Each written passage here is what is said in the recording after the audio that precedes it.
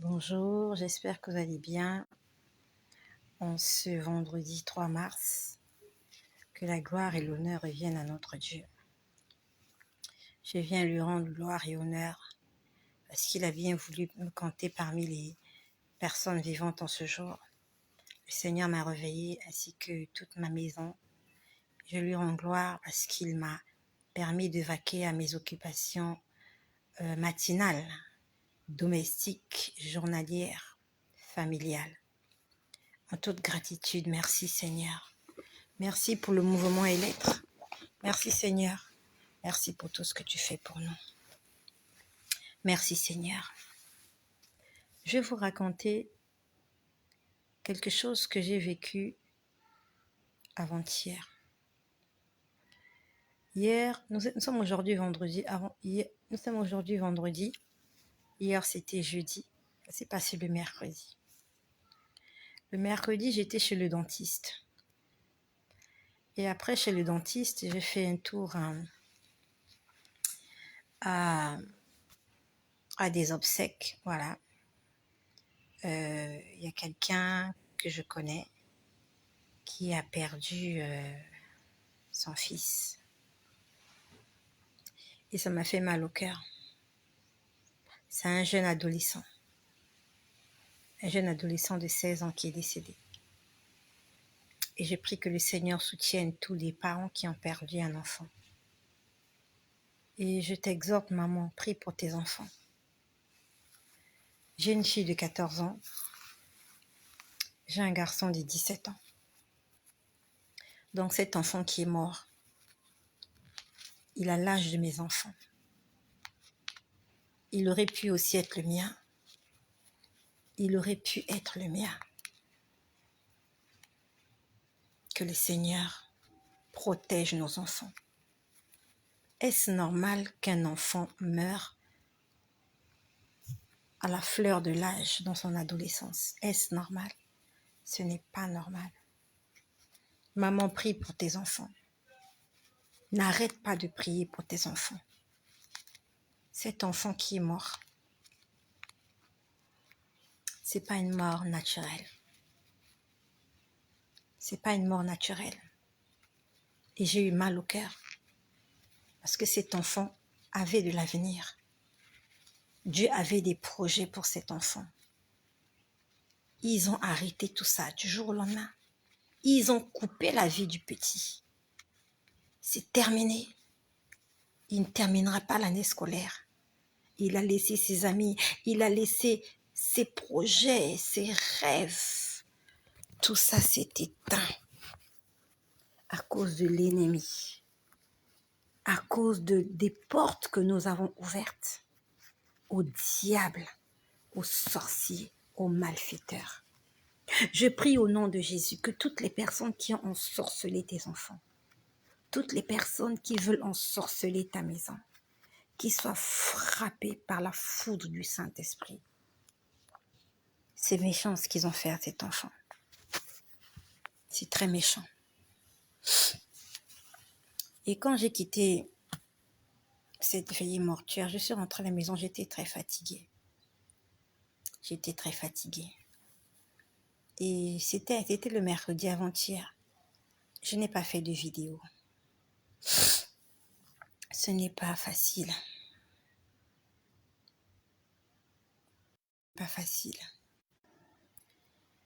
Ce n'est pas facile. N'arrête pas de prier, s'il te plaît. N'arrête pas de prier. Prie pour tes enfants. Prie pour tes nièces, prie pour tes neveux. Le diable veut nous poignarder dans la poitrine, en plein dans le cœur, en nous volant nos enfants. Le diable veut nous voler nos enfants. Mais dans la prière, grâce à la prière, et surtout avec une vie de sanctification et d'obéissance, tu seras vainqueur. Donc, je suis rentrée à la maison ce jour-là, j'étais tellement fatiguée. J'ai prié et je me suis endormie. Dans la nuit du mercredi au jeudi, Dans la nuit, j'ai été réveillée brusquement. Je dormais, mais j'ai été réveillée brusquement. Et quand j'ai été réveillée, c'est-à-dire que quand on dit brusquement, c'est tu dormais, tu ouvres les yeux, tu ne te réveilles pas au ralenti. C'est comme si tu avais entendu une bombe. Et on était en train de me dire, ils sont en train de déverser la maladie. Donc, je pouvais sentir qu'il y avait des entités négatives qui venaient avec les maladies. Donc, je ne sais pas quelle heure il était, mais c'était dans la nuit. Ils étaient en train, vous voyez, c'est comme les criquets. Ils étaient en train de venir comme des criquets. Et ils venaient avec toutes sortes de maladies. Et ils venaient, en fait, c'est la maladie qui est en train de venir. Ça s'est passé avant-hier, dans la nuit. On m'a réveillée, on m'a dit, regarde, la maladie est en train de venir. Commence à prier. La maladie. J'ai commencé à prier contre la maladie. J'ai commencé à déclarer, je ne serai pas malade. Mes enfants ne seront pas malades. Personne de ma famille ne sera victime de cette maladie envoyée par les entités négatives, par les démons, par les sorciers. J'étais en train de prier contre la maladie. C'est passé la nuit du mercredi au jeudi. Il y a un esprit de maladie, mais ça arrivait très fort. Ça arrivait très fort. Ça venait comme un vent. Ça venait comme un vent. Mais à l'intérieur de ce vent, il y avait plusieurs virus. Je ne sais pas si vous avez déjà suivi le film de... Dans le temps, c'était un dessin animé, La Vie. Il y avait un dessin animé dans le temps, La Vie. Il parlait du corps humain, de la science et tout ça. La vie. Et la chanson, c'était La vie, la vie, la vie, où voici la vie. Voilà.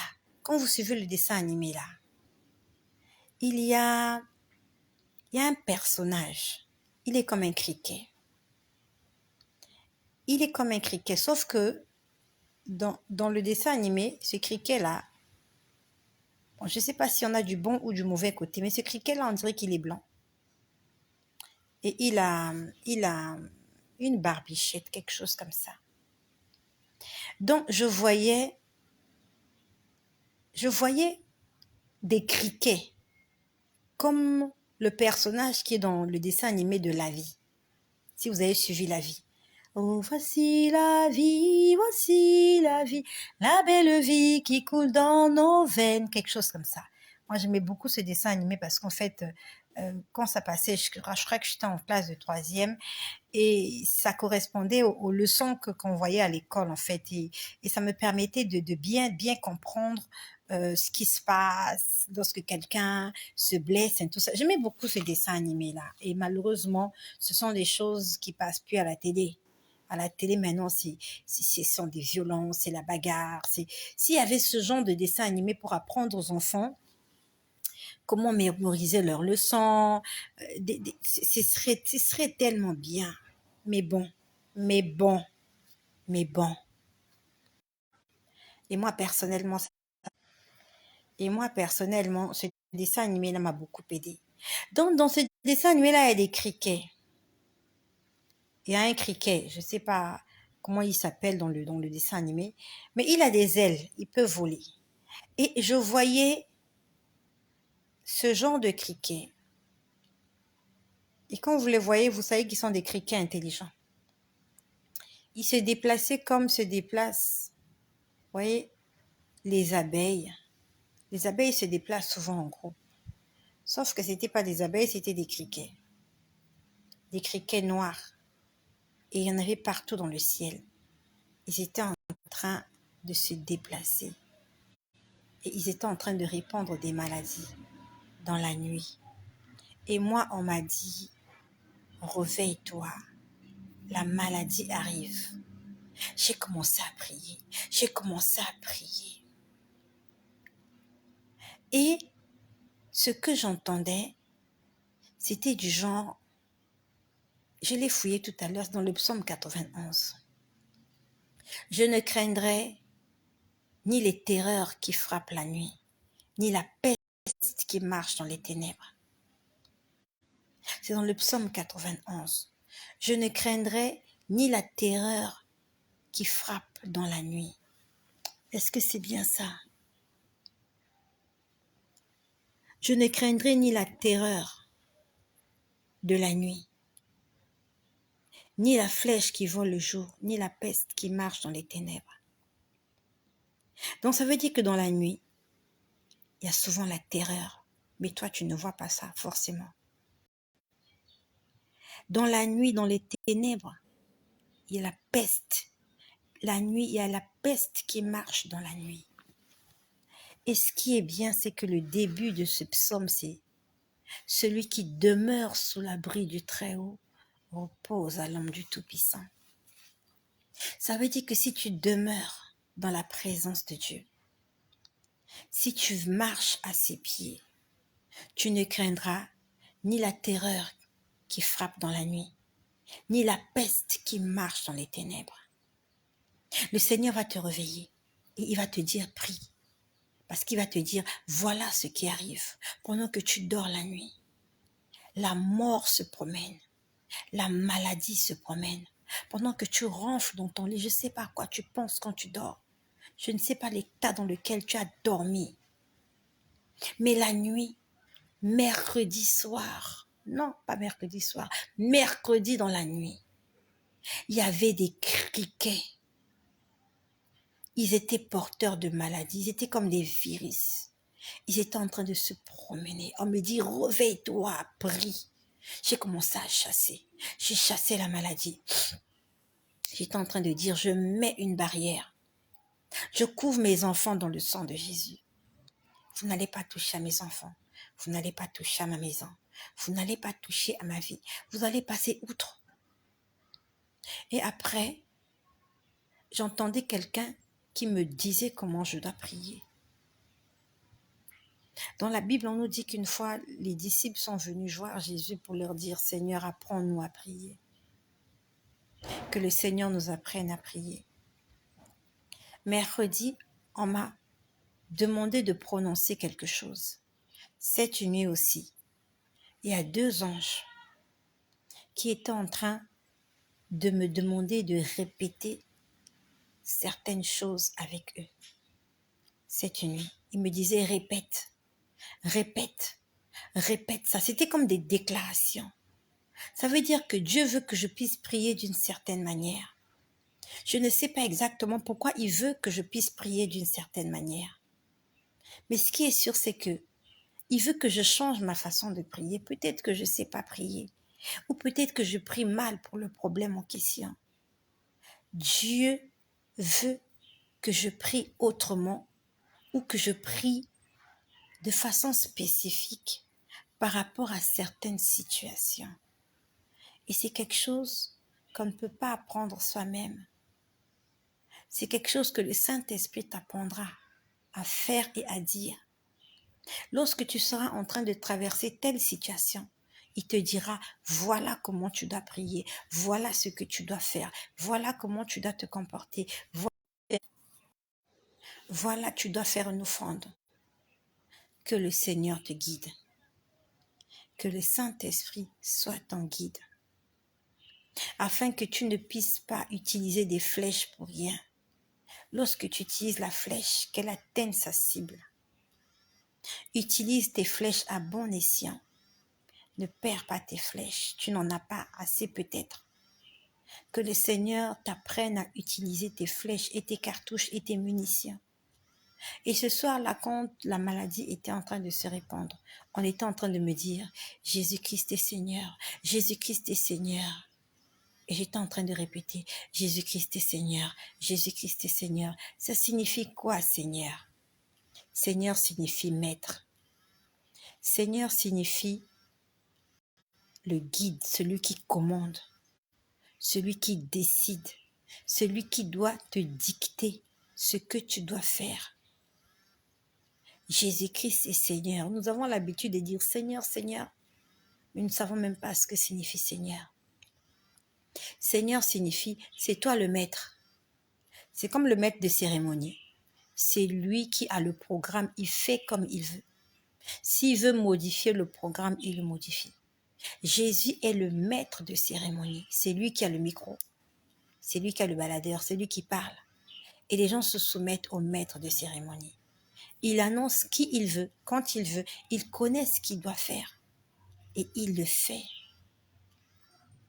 Et il va le faire dans ta vie si tu le laisses travailler, si tu lui laisses la place, l'opportunité. Jésus-Christ est Seigneur. Jésus-Christ est le Maître. C'est Jésus qui commande. C'est Jésus qui dirige. C'est Jésus qui dicte. C'est lui qui coach. Il est le coach par excellence. Est-ce que Jésus-Christ est ton Seigneur? Est-ce que c'est lui qui te coach? Est-ce que ce que tu fais, c'est lui qui te le dicte? Est-ce que c'est lui qui t'a demandé de faire cette chose-là? Ou tu l'as fait de par toi-même? Avec ton moi, avec ton orgueil, avec ton ego. Tu as décidé de faire comme ça. Et ça n'a pas marché. Et ça ne marche pas jusque-là. Et tu forces. Et tu forces, tu forces. Moi, j'étais en train de prier contre la maladie. Je chassais la maladie. J'étais en train de mettre un mur. Je disais, je mets un mur entre la maladie et moi. Je mets un mur entre mes enfants et la maladie. Je couvre mes enfants par le sang de Jésus. La voix me dit, Jésus-Christ est Seigneur. Et j'ai commencé à répéter, Jésus-Christ est Seigneur. Jésus-Christ est Seigneur. Jésus-Christ est Seigneur. C'était comme pour dire, Seigneur, prends le contrôle. Father, take control. Take control. Je ne peux rien par moi-même. Mais Dieu est capable de faire toutes choses. Est-ce que tu peux dire avec moi, Jésus-Christ est Seigneur? Jésus est le Seigneur dans ma vie, dans ma maison, dans la vie de mes enfants. Jésus-Christ prend la première place parce que lui seul